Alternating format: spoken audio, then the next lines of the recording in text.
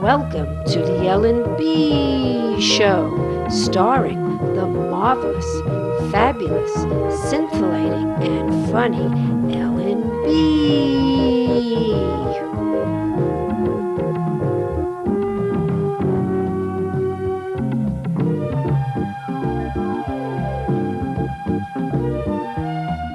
Why, thank you, Ellen. That's a lovely introduction. Guest for today is Glenis Redmond, award-winning performance poet, praise poet, teacher, and writer. Now, before I introduce you to her, this is one of her books that she wrote for children. So I want to read something, and then I'll introduce you to her. This is what she wrote. Poetry releases you. It allows you to have the same freedom that flowers have growing wild in a field. At the age of 12, I began writing. My English teacher assigned a journal writing exercise.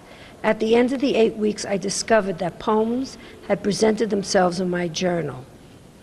It was during this time that I learned I had a voice in the world, a multicolor, blaring voice, singing loud and strong, sometimes nappy and sassy, other times quiet and small. All I had to do was listen.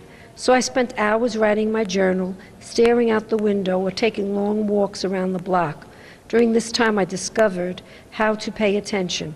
I had found a voice different from my mother's, father's, and siblings, as well as my friends and teachers, a voice that grew louder each time I listened. Writing was my way of watering it. I'd like to introduce you to Glenis Redmond. Hello, Glenis. Hello, Ellen. Welcome to the show. Thank you. It's great to be here. All right, and now you can perform for us. I am going to do a poem for my grandmother, who, if she makes it on November 7th, she'll be 108 years old. Wow. Yeah. All right. So, all right. This is for Katie Lattimore. Okay, go ahead. Staring into Katie Lattimore's eyes, I go straight into heaven. Rest in a blueness not here on earth. With her, I feel a certain mercy I have never known. She who grew hollyhocks, hydrangeas, and hibiscus and drew every stray cat in the county. She who, when not picking cotton, grew vegetables in her yard and fished in her spare time. She, Rachel's daughter, her mother, born a slave, bore 16 children. She, in those desperate danger times, had aspirations beyond the 3rd grade, but she never made it to that one-room schoolhouse. Her knowledge was of another understanding, a candle lit by the Almighty. When I am wise, I sit there and study her blue flame. How she smoked her Winston 100s, inhaled a little and let the ash grow until it fell like withered dreams beneath her feet. How she drank her Coca-Cola like medicine, loved her potato sweet, made me through, my mother, through and through until I am what I am. It is why I have a penchant for all things old. I am not particular about the new. It is why I gave birth to 2 incredibly old women. I call them the Delaney sisters. It is their spirit, not their age. I'm not calling my mother's mother a saint, but is there anybody living who would want to walk in Katie Lattimore's shoes? She deserves the glory of these words and any respite they might bring. Her jet black ambition tied to her hands, her running feet running through cane fields, cotton fields, always somebody else's sharecrop land. She deserves to run, to fight, to battle no more, lay it all down by the riverside, but she's in the nursing home with the rage burning bright. I know because sometimes she won't let no white hand touch her. But when I leave there, she whispers in my ear, loves everybody, child. No matter how black, how blue, how brown, how white, loves everybody. For in those times she was running water, clearing, cleaning that ingrown South. A revolution never happened, not even now. She was and is the point of my inspiration, showing me the revolution is in staying alive. I am not sure what happened to her 107 years of living in the South. I only know she is closer to God than anyone I have ever known. Imagine lasting heartache, after heartache, outlasting the death of almost everyone. Imagine lasting 107 years and having no monuments erected in your name. The only thing resurrected daily was the struggle and the fight. What are we going to say to that woman? We're going to look around and pretend she's not there? What are we going to say? What are we going to do? If we want to be well, we sit down and we listen with more than our ears.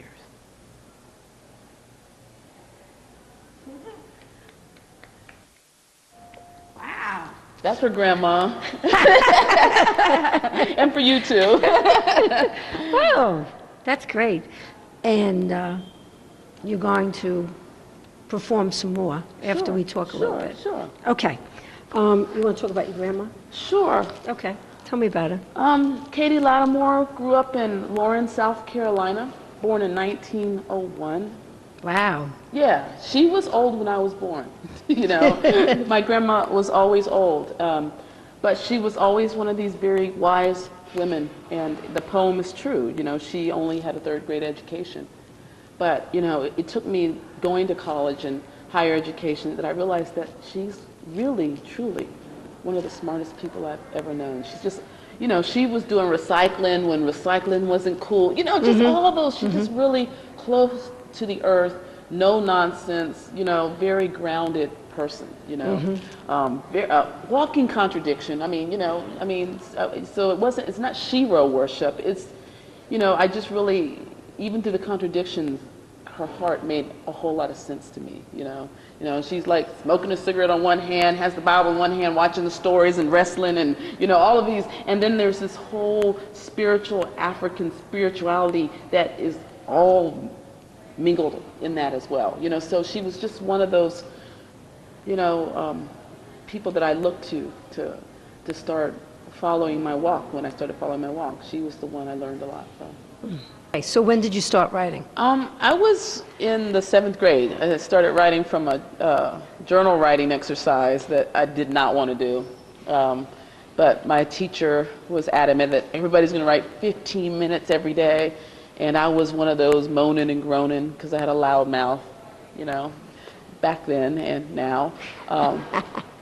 But you did it. I did it, and I didn't stop.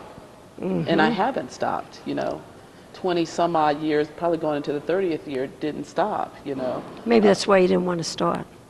Who knows? I mean, you never know what, you know, you think that your teacher might be leading you down a path. What good is this for me? You know, and I you know, from what I understand, this teacher, I've talked to her, and I've actually gone back to her class. Oh, you have? She found me.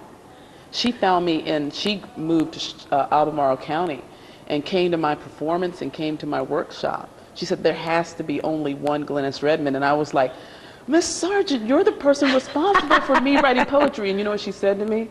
She's like, Glenis, that was my first year teaching. I had no idea what I was doing. So, you know, it was really one of those things, you know. I didn't mean to make you lose your mic. But it was really one of those things that, you know, who knows? Right. If that hadn't happened, whether I would have been writing or not, you know? And I took the lead and just never stopped. That's how it started for me. Okay. Who influenced you the most in your life? In my life or as a writer? Well, both. The person who influenced me the most, I mean, my grandmother's a top up there in the top 3, but my mother. Your mother? My mother is a very, very strong influence on me. Just the way she lived her life. People would ask me, is your mother a writer or a poet? No, her life is her life is her art. How she treats people. I've seen her go through tough times, and I've seen her just really lead the way. And so she's always been an inspiration to me. But it wasn't until I had my twin daughters that I fully came into an appreciation for her. You know, there was one day I literally practically woke up in tears going, wow. Because she had 5. She had 5? She had 5. I had 2. And she had a lot, you know, her resources were a lot less than mine. Yeah, that's right. I mean, especially in those days. Yeah, in those days, you know, and my parents were, you know, they were sharecropper kids. So they basically had nothing. When I look back and see what she did with nothing, it's pretty amazing. So she's probably, if I had to, a top one spot would be Jeanette Redmond, and she's still that way.